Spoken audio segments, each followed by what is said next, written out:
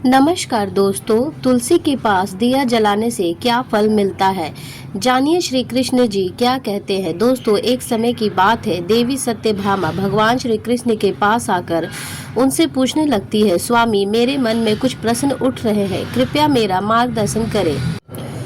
तब भगवान श्री कृष्ण बोले, हे सत्यभामा, क्या है तुम्हारा प्रश्न, कृपया बताओ तो तुम्हारे प्रश्नों का निवारण करके हम प्रसन्न होगी। तब सत्यभामा कहती है कि हे स्वामी, तुलसी के पास दीपक जलाने का क्या महत्व है और रोज शाम को तुलसी के पास दीपक क्यों जलाया जाता है, इससे मनुष्य को कौन सा फल प्राप्त होता है, तुलसी के पास दीपक जलाने की विधि क्या है तथा दीपक लगाते समय कौन से मंत्र का उच्चारण करना चाहिए, कृपया आप मुझे विस्तार से बताइए। तब भगवान श्री कृष्ण जी कहते हैं, देवी, आज तुमने समस्त संसार के कल्याण की भावना से बहुत ही उत्तम प्रश्न किया है। तुम्हारे इस प्रश्न का उत्तर देने से पूर्व मैं तुम्हें एक प्राचीन कथा सुनाता हूँ, जिससे तुम्हें तुम्हारे सभी प्रश्नों के उत्तर मिल जाएंगे। शाम को तुलसी के पास दीपक जलाने से जो फल मिलता है उसी का वर्णन मैं इस कथा में करूँगा, इसलिए तुम इस कथा को ध्यान पूर्वक सुनना। इस कथा को ध्यान से पूरा सुनने मात्र से ही मनुष्य के 100 वर्षों तक तुलसी के पास दीपक जलाने का पुण्य प्राप्त होता है। फिर देवी सत्यभामा कहती है, हे प्रभु, मैं इस कथा को सुनने के लिए उत्सुक हूँ, कृपया आप मुझे इस कथा को मुझसे कहिए। तब में भगवान श्री कृष्ण देवी सत्यभामा को वो कथा सुनाने लगते हैं। हे देवी, पूर्व काल की बात है, दक्षिण दिशा में तुंगभद्रा नाम की एक बहुत बड़ी नदी है। उसी नदी के किनारे पर हरिहरपुर का नाम का एक अत्यंत सुंदर नगर बसा हुआ था। उसी नगर में मनोहर नाम के एक ब्राह्मण निवास करते थे। वे अत्यंत गुणवान, चरित्रवार, धर्म कार्य करने वाला तथा वेदों के मार्ग पर चलने वाले थे। उन्होंने समस्त शास्त्र का अध्ययन किया हुआ था।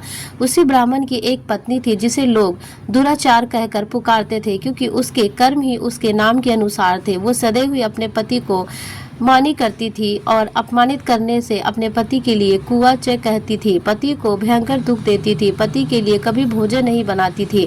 उसने उसके पति के साथ कभी शयन नहीं किया, कभी उसके साथ प्रेम से व्यवहार नहीं किया। पति के मित्र परिवार के लोग घर पर आते तो वह स्त्री उनको अपमानित करके भगा दिया करती थी और स्वयं काम भाव से उन्मत्त होकर निरंतर अन्य व्यभिचारिणी स्त्रियों के साथ घूम करती थी। उसका मन पति को छोड़कर पराये लोगों में रहता था। उसने कभी अपने पति से प्रेम से बात नहीं की, किंतु पराये सुंदर सुंदर पुरुषों के संग बैठकर बातें करती थी। पराये पुरुषों को मोहित करने के लिए सज धज कर गाँव में घूमने जाया करती थी। कभी वो वन में किसी वृक्ष के नीचे खड़ी होकर सुंदर पुरुषों की राह देखने लगती और किसी दृष्ट पुरुष को मोहित करके उसके संग भोग विलास किया करती थी। फिर एक दिन वह दुराचार स्त्री वन में जाकर एक वृक्ष के नीचे खड़ी हो गई। उसका चित्त काम से भरा हुआ था। वह किसी सुंदर कामी पुरुष की राह देख रही थी, किंतु बहुत समय निकलने के बाद भी उसका स्थान पर कोई भी पुरुष नहीं आया। इसलिए वह अत्यंत दुखी हो गई और प्रियतम की खोज में इधर उधर देखने लगी। उसी दिन उसका सारा परिश्रम व्यर्थ हो गया। वहां पर खड़ी होकर वह नाना प्रकार की बातें कहकर विलाप करने लगी। हाय, आज तो इस मार्ग में कोई भी सुंदर पुरुष नहीं आया।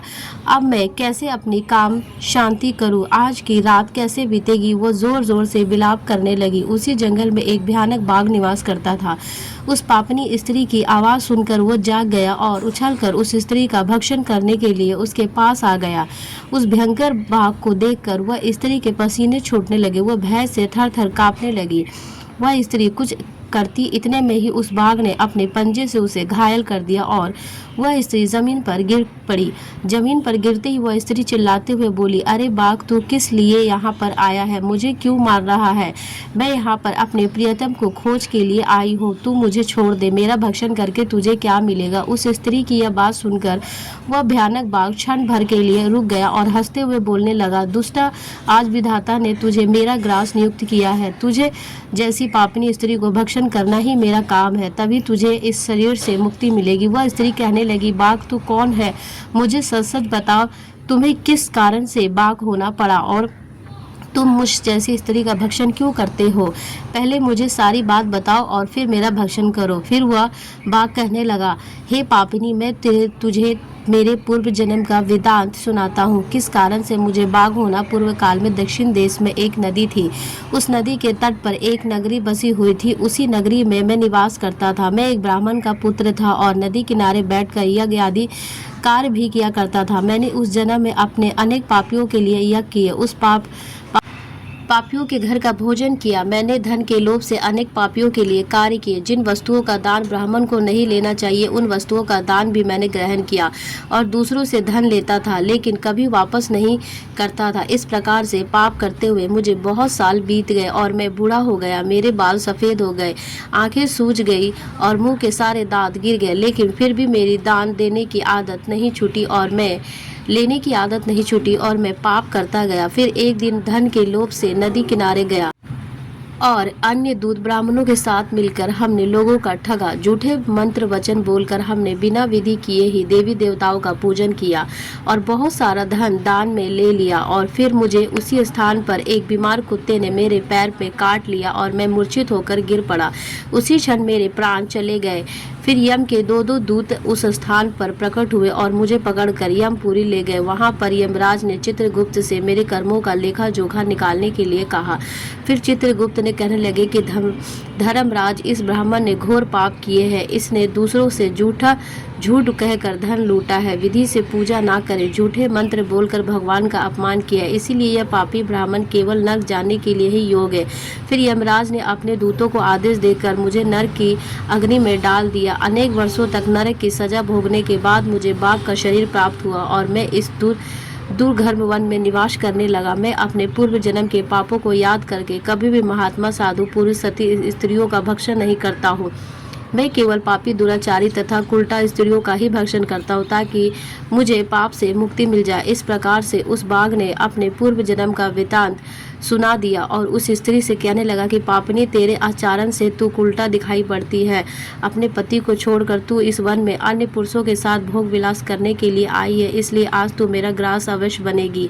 इतना कहकर उस बाघ ने अपने तीक्ष्ण नाखून से उस पापी स्त्री के टुकड़े टुकड़े करके उसे खा लिया। फिर उस पर यम के दो दूत प्रकट हुए और उस पापनी स्त्री को उठाकर यमपुरी ले गए। वहां पर उसे यमराज के सामने खड़ा किया गया। फिर चित्रगुप्त ने उस स्त्री का लेखा जोखा निकालते हुए यमराज से कहने लगा, धर्मराज, यह स्त्री तो अत्यंत पापनी है, इसे घोर पाप किए है, इसने अभी व्यभिचार किया है, इसने अपने पति की कभी सेवा नहीं की, अपने पति को भूलकर पराये पुरुषों के संग भोग विलास किया करती थी। उसने पापों को सुनकर यमराज ने उस स्त्री को अग्नि से भरे हुए कुंडों में डालने का आदेश दिया। अनेक वर्षों तक उस कुंड में पकाया गया, फिर उसे निकालकर रख नामक नरक में डाल दिया गया।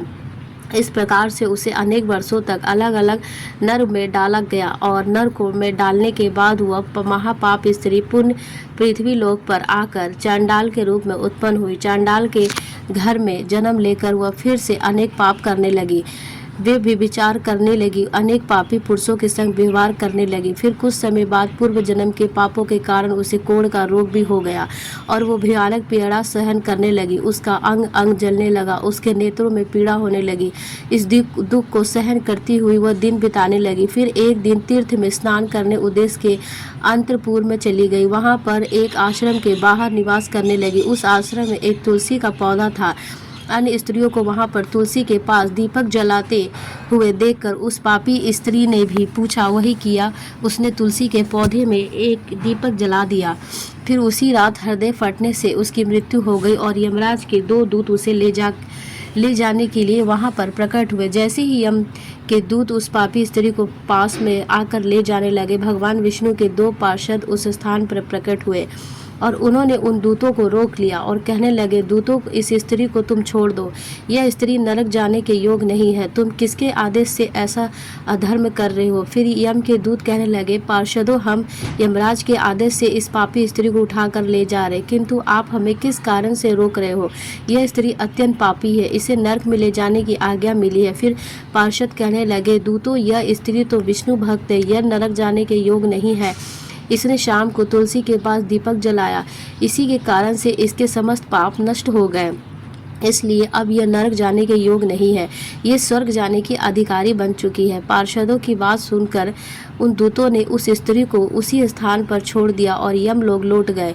वहां जाकर उन्होंने यमराज को सारा वृत्तांत सुना दिया और फिर भगवान विष्णु के पार्षद उस स्त्री को दिव्य विमान में बैठाकर स्वर्ग लोक ले गए। भगवान श्री कृष्ण कहते हैं कि देवी सत्यभामा इस प्रकार की तुलसी के पास केवल दीपक जलाने से मात्र से ही मनुष्य के सभी पाप नष्ट हो जाते हैं। जो इस नित्य शाम को तुलसी के पास दीपक जलाती है और वह सौभाग्यशाली बनती है, उसके पूर्व जन्मों के सभी पाप नष्ट हो जाते हैं, उसे सुख समृद्धि की प्राप्ति होती है। रोज तुलसी के पास दीपक जलाते समय इस मंत्र का उच्चारण करना चाहिए। तुलसी देव्य च विहाते विष्णु प्रियाय च धीमहि तनु वृद्धा प्रचोदया। श्री कृष्ण कहते हैं, हजारों अमृत के घड़ों से नहलाने पर भी श्री हरि को उतनी तृप्ति नहीं होती जितनी वे मनुष्यों के द्वारा तुलसी का एक पत्ता चढ़ाने से प्राप्त करते हैं। हजार गौदन से भी मानो जो फल प्राप्त करता है वही फल तुलसी पत्र के दान से पा लेता है। जो मृत्यु के समय अपने मुख से तुलसी पत्र का जल पा जाता है वह संपूर्ण पापों से मुक्ति होकर श्री कृष्ण के धाम जाता है। दोस्तों, सनातन हिंदू धर्म में तुलसी के पौधों का महत्व सबसे ज़्यादा अधिक है। इसकी सबसे पहले पूजा भगवान विष्णु जी ने की थी। श्री हरि कहते हैं कि जिस प्रकार से देवी लक्ष्मी से वैकुंठ को ऐश्वर्य प्राप्त है, उसी प्रकार से वैकुंठ में तुलसी के कारण पवित्रता प्राप्त है। पृथ्वी लोक पर जिस स्थान पर भी तुलसी का पौधा होगा उस स्थान पर कभी बुराइयों का वास नहीं होगा। ऐसा स्थान सबसे अधिक पवित्र होता है। इसी कारण से हमें हमारे घर में तुलसी का पौधा अवश्य ही लगाना चाहिए। तो दोस्तों, इस प्रकार से भगवान श्री कृष्ण ने तुलसी के पौधों के पास दीपक जलाने का महत्व बताया। मैं आशा करती हूँ कि यह कथा आपको पसंद आई होगी और यदि इस चैनल PS धार्मिक विषयों पर नए हैं तो चैनल को सब्सक्राइब कर वीडियो को लाइक करें एवं सब्सक्राइब जरूर करें और शेयर करें। साथ ही कमेंट बॉक्स में जय श्री कृष्ण अवश्य लिखें। आप लोगों का बहुत बहुत धन्यवाद। वीडियो देखने के लिए बहुत शुक्रिया।